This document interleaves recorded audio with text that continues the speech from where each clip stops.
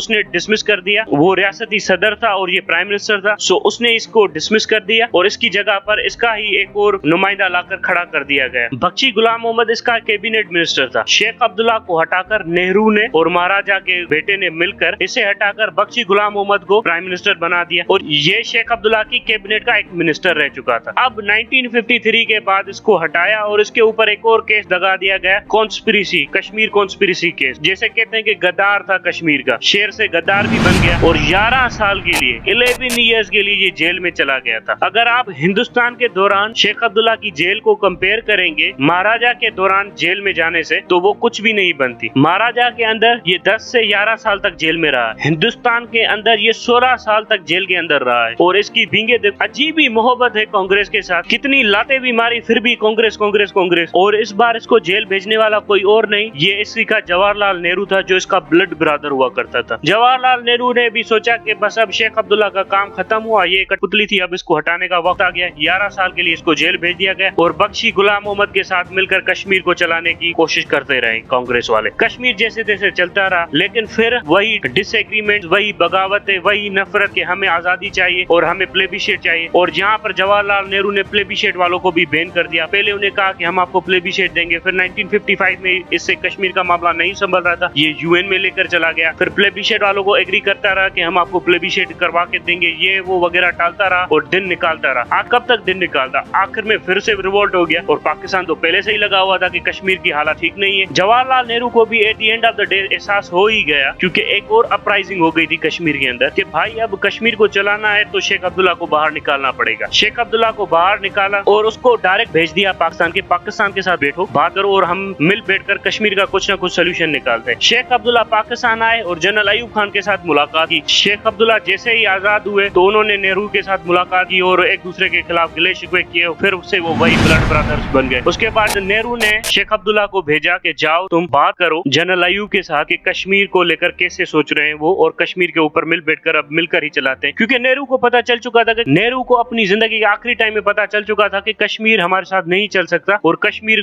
आगे चलकर हिंदुस्तान के लिए बड़े बड़े मसाइल पैदा करेगा। सो नेहरू ने शेख अब्दुल्ला को भेजा। शेख अब्दुल्ला आए, अयूब खान के साथ मिले। वो बेसिकली 2 मीटिंग थी, दोनों मीटिंग्स में उसने कायदे आजम को कोसा कि कायदे आजम ने मुझे कभी इज्जत नहीं दी, कायदे आजम ने मुझे कभी कुछ समझा ही नहीं, कायदे आजम ने मेरे साथ ये किया वो किया। अब अयूब खान भी परेशान हो गए और उसने कहा कि भाई यार मुझे बताओ कि सही कश्मीर के ऊपर क्या सोच रहे हो, आज की बात करो, अब कायदे आजम भी चला गया, सब कुछ हो गया, तुम मुझे बताओ कश्मीर के ऊपर क्या मसला है। बहरहाल अयूब खान कुछ ज्यादा खुश नहीं थे शेख अब्दुल्ला से, क्योंकि शेख अब्दुल्ला भी उल्टी सीधी बातें कर रहे थे। बहरहाल एक बात पर एग्री हो गए कि हम फिर से मिलेंगे दिल्ली के अंदर, जब अयूब खान दिल्ली जाएंगे और जवाहरलाल नेहरू के साथ बैठेंगे और फिर ये सब कुछ डिस्कशंस होंगी। अब इन सारे सिचुएशन के दौरान जवाहरलाल नेहरू की ही डेथ हो गई। जब जवाहरलाल नेहरू की डेथ हो गई उसके बाद शेख अब्दुल्ला अकेला रह गया, क्योंकि इसका ब्लड ब्रदर भी चला गया। अब वहाँ पर आ गई लाल बहादुर शास्त्री और इंदिरा गांधी की हुकूमत। इंदिरा गांधी ने आते ही कश्मीर के ऊपर लगाए और पाबंदियां। 1965 में कहेगा प्राइम मिनिस्टर ये वो, कश्मीर अटूट अंग है हिंदुस्तान का, और उसने ट्रीटी ऑफ असेंशन साइन कर दी है, नई कॉन्स्टिट्यूशनल चेंजेस की। उसके बाद इसको एक प्रोविंस का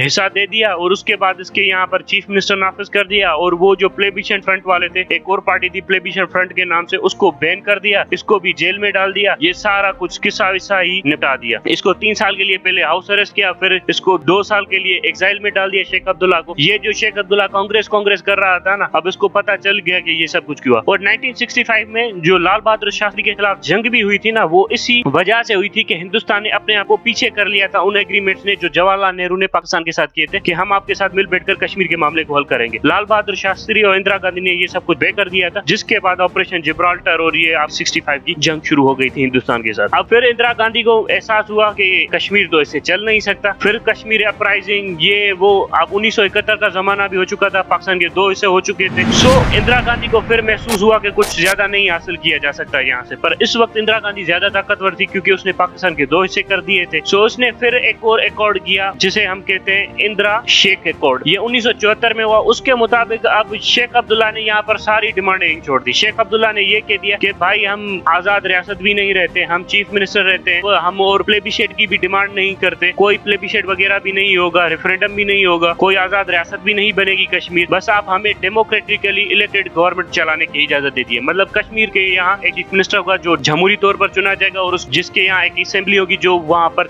बैठकर कश्मीर को चलाएगी। मतलब कश्मीर का एक चीफ मिनिस्टर होगा और एक असेंबली होगी जिसके इलेक्शंस होंगे, जहाँ से वो चीफ चीफ मिनिस्टर आएगा और वो कश्मीर को एक चीफ मिनिस्टर के तौर पर हिंदुस्तान के अंदर चलाएगा। वो सारे आर्ग्यूमेंट्स जो शेख अब्दुल्ला के जहन में पहले थे ना, वो सारे के सारे खत्म कर चुका था। और उसकी जस्टिफिकेशन अब अपने लोगों को भी समझाना होता है ना, कश्मीरियों को, जिसको 50 साल से आपने ये सब कुछ बेचा था कि हम आजाद रियासत बनाएंगे, हम ये करेंगे वो करेंगे, सो उनके सामने यही बेचा। पाकिस्तान के तो दो हिस्से हो गए, पाकिस्तान बहुत ज्यादा कमजोर हो गया है, सो बेहतर है कि अब पाकिस्तान के ख्वाब भूल ही जाओ। यही वो चूरन है जो ये लोग बार बार बेचते रहते हैं, ये नैरेटिव बिल्डिंग करते रहते हैं अपने लोगों के सामने, झूठ पर झूठ बोलते रहते हैं और फिर झूठ के साथ ही कब्र में दफन हो जाते हैं और बाद में आने वाली नस्लों के लिए मसाइल का अंबार छोड़कर चले जाते हैं। फिर ये अपने आखिरी दम तक चीफ मिनिस्टर ही रहे और इनके बाद इनके बेटे ही चीफ मिनिस्टर रहे। अब यहाँ पर ये तय अप आया था इंदिरा गांधी के साथ कि भाई अब कश्मीर के अंदर एक इलेक्टेड गवर्नमेंट होगी और वो एज ए चीफ मिनिस्टर चलाते रहेंगे कश्मीर के साथ। लेकिन वक्त और हालात देखे कैसे बदलते रहते हैं। कश्मीर के अंदर 8 बार प्रेसिडेंशियल रूल लग चुका है और 8 बार में से एक रूल तो 6 साल तक रहा था, 1990 से लेकर 96 तक। और आज भी हालत कश्मीर की ये 3.5 साल से यहाँ पर एक और रूल लगा हुआ है, प्रेसिडेंशियल रूल, और आज भी देखें कश्मीर इनसे नहीं संभल रहा। पाकिस्तान का रोल तो अगर आप समझ ले टेररिज्म और इसके हवाले से हमें बताया जाता है कि हम इंसर्जेंसी प्रमोट करते रहते हैं कश्मीर के अंदर, तो वो तो आप 90s की लेगेसी ले रहे हैं। 90 से पहले क्या चल रहा था वहाँ पर? 1974 तक कश्मीर स्टेबल नहीं हुआ। शेख अब्दुल्ला और फारूक अब्दुल्ला ने 84 और 86 तक मुश्किल से स्टेबल किया। 86 के बाद फिर से कश्मीर में हालात खराब हो गए, फिर 1996 के बाद और हालात खराब हुए, 96 के बाद इंसर्जेंसी आई, 2001 में मुशर्रफ ने इंसर्जेंसी खत्म कर दी, फिर महबूबा मुफ्ती की हुकूमत आई और उसके खिलाफ भी गवर्नर पे गवर्नर रूल होते रहे, फिर हालात खराब होते रहे। अब एक और नया एक्सपेरिमेंट किया गया है 5 अगस्त वाला कि कश्मीर के 2 हिस्से कर दो, लद्दाख वाला अलग हिस्सा, जम्मू एंड कश्मीर वाला अलग हिस्सा, और फिर यहाँ के दोनों के अलग अलग चीफ मिनिस्टर होंगे और फिर ये होगा। लद्दाख में तो इन्होंने चीफ मिनिस्टर लगा लिया है, कश्मीर का चीफ मिनिस्टर कहाँ है? वहाँ पर आज भी वही रूल लगा हुआ है। 70 साल के बाद ये फिर एक नया निजाम लाने की कोशिश कर रहे हैं। ये बार बार निजाम बदल कर टाल मटोल से काम लेने की कोशिश कर रहा है हिंदुस्तानी गवर्नमेंट। लेकिन ये हकीकत है, नेहरू को भी समझ में आ गया था, इंदिरा गांधी को भी समझ में आ गई थी, सबको समझ में आ गया था कि कश्मीर हिंदुस्तान के साथ नहीं चल सका। ये हर रोज नया सिस्टम लाने की कोशिश करते हैं। अब बीजेपी भी नया सिस्टम ला रही है और जिसके मुताबिक बीजेपी अब कश्मीर को बड़े अच्छे से चलाएगी। कहाँ चला सकी? 3 साल हो गए, 3 साल लगभग चौथा साल होने वाला है, लेकिन कोई निजाम नहीं आ सका कश्मीर के अंदर, कोई जमहूरी इलेक्शंस नहीं हो सके। और इस बार बड़ी हैरत की बात है कि पाकिस्तान ने इंसर्जेंसी भी नहीं की है, खुद ही इनके हाथों से कश्मीर फिसलता हुआ जा रहा है। At the end of the day यहाँ पर यह बात जरूर वाज़ेह रहनी चाहिए कि जब भी